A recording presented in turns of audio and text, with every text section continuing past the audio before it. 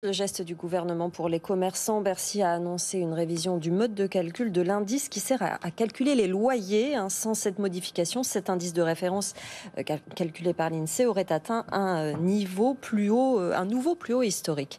Marie Cœur de Roy.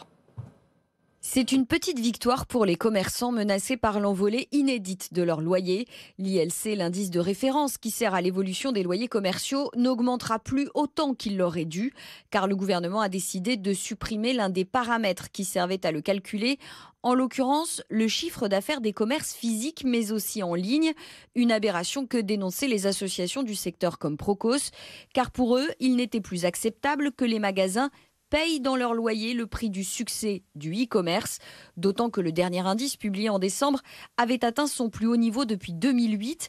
Sans le geste du gouvernement, le nouvel ILC qui va être publié par l'INSEE ce mois-ci aurait cette fois-ci franchi un record historique. On aurait été sur une hausse d'environ 4,5%, nous dit-on chez Procos.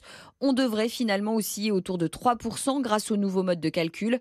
Un niveau qui reste évidemment très élevé, pondèrent les associations de commerçants, qui rappellent la flambée des deux autres paramètres qui servent à calculer l'indice de leur loyer, l'inflation et les coûts de construction.